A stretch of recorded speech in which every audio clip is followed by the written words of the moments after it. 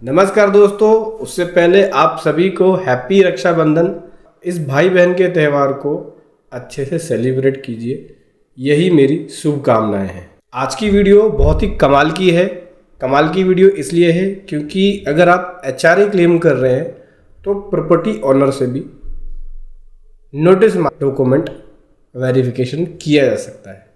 यहाँ पे हुआ क्या है, एसएससी ने एचआरए क्लेम किया तो जो रेंट रिसीट्स लगाई है उसमें जो प्रॉपर्टी की डिटेल्स डाली है और प्रॉपर्टी का नाम, address, phone number, pan number, तो प्रॉपर्टी ऑनर को नोटिस भेज दिया इनकम टैक्स डिपार्टमेंट ने और उससे सारे डॉक्यूमेंट मंगा लिए।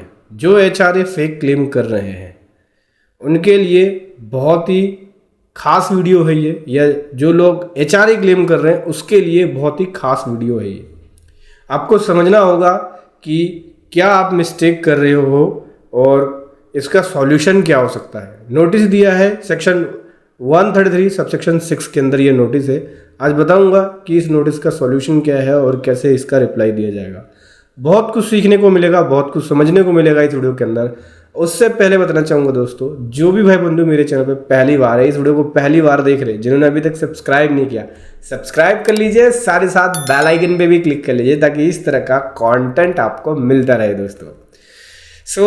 आज बात करेंगे इस नोटिस के बारे में। Notice under section 133 subsection 6 of the income tax act के अंदर इशू किया गया है। इस सेक्शन के अंदर ये होता है कि इनकम टैक्स ऑफिसर के पास पावर है, किसी भी पर्सन को वो नोटिस भेज सकते हैं जब असेसमेंट प्रोसीडिंग्स चल रहा हो, तो डॉक्यूमेंट का वेरिफिकेशन करने के लिए उनसे वो डॉक्यूमेंट मंगा सकते हैं। ठीक है, तो इसी पावर का यूज़ करते हुए यहाँ पे असेसमेंट प्रोसीडिंग एक एसएससी का चल रहा है। ये एसएससी की डिटेल आपको यहाँ नोटिस में मिलेगी और ये इसका एड्रेस मिलेगा, पैन नंबर भी मिलेगा। तो बोल रहे हैं कि इस एसएससी का असेसमेंट प्रोसीडिंग चल रहा है, असेसमेंट ईयर 24-25 का, तो आपको ये इन्फॉर्मेशन फर्निश करना है। क्या मांगा है, कह रहे हैं कि रेंट अग्रीमेंट दे दो जो आपने इस पर्सन के साथ बनाया है। ठीक है, इसका ये पैन नंबर है, ये नेम है, और फर्निश डिटेल डॉक्यूमेंट दे दो रेंट रिसीट्स जो आपने रेंट रिसीट्स करी है, कौन से, इस पर्सन से। ये नोटिस प्रॉपर्टी ऑनर को दिया है। ठीक है, ये प्रॉपर्टी ऑनर है ये। ठीक है, यहाँ पे प्रॉपर्टी ऑनर की डिटेल होगी, नाम और एड्रेस वगैरह। तो प्रॉपर्टी ऑनर को नोटिस दिया है और इस एसएससी का जो असेसमेंट चल रहा है उससे रिलेटेड यहाँ पे इनको नोटिस दिया है। तो मांग रहे हैं कि रेंट एग्रीमेंट दे दीजिए, आप रेंट रिसीट्स दे दीजिए, और आपने आईटीआर के अंदर अपनी रेंटल इनकम डिक्लेयर करी है या नहीं करी है, इसलिए आईटीआर की कॉपी और आईटीआर आप दे दो। तो हो क्या रहा है, जैसे आप कंपनी में एचआरए दिखाते हैं कि भाई मेरा इतना एचआरए है, तो वो एचआरए जिस भी आपने ऑनर को दिया है वो ऑनर उस एचआरए को अपनी इनकम में दिखा, क्योंकि ऑनर के लिए तो इनकम हो जाएगी, आपके लिए एग्जेम्पशन हो जाएगी, क्योंकि ऑनर रेंट रिसीट कर रहा है और ऑनर का एक रेंटल इनकम होगा, तो उसको अपनी आईटीआर में फर्निश करना जरूरी है।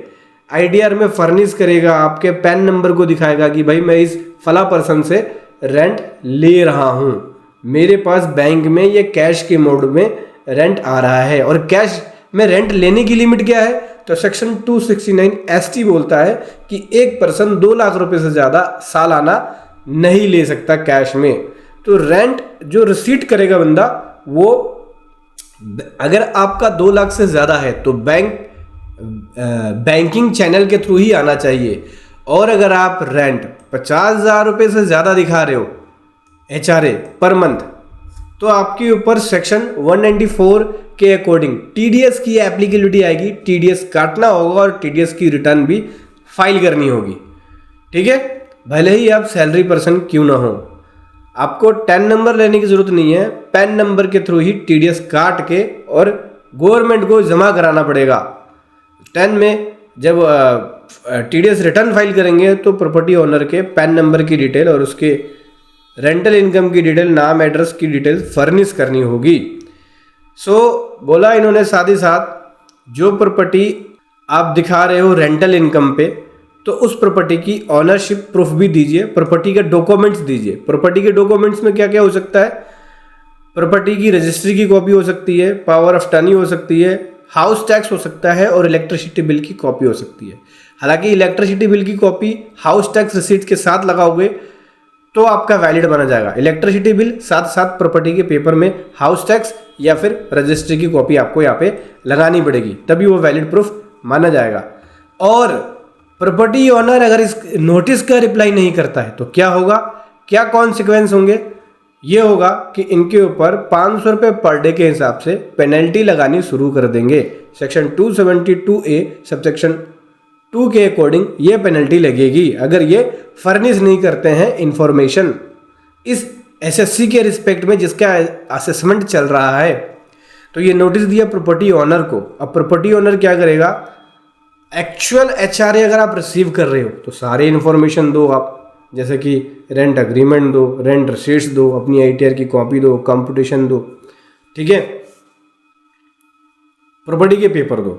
और अगर आप एक्चुअल में रेंट रिसीव नहीं कर रहे हो, सामने वाले पर्सन ने ऐसे ही दिखा दी बिना आपको कोई इन्फॉर्मेशन दिए, आपका कोई लेन देन नहीं है, तब आप सिंपल आप रिप्लाई में लिख सकते हो कि हमारा इससे कोई भी कनेक्शन नहीं है, रेंट जो इसने दिखाया है हमें रिसीव नहीं हुआ है। बस इस तरह से एक प्रॉपर रिप्लाई करना होगा।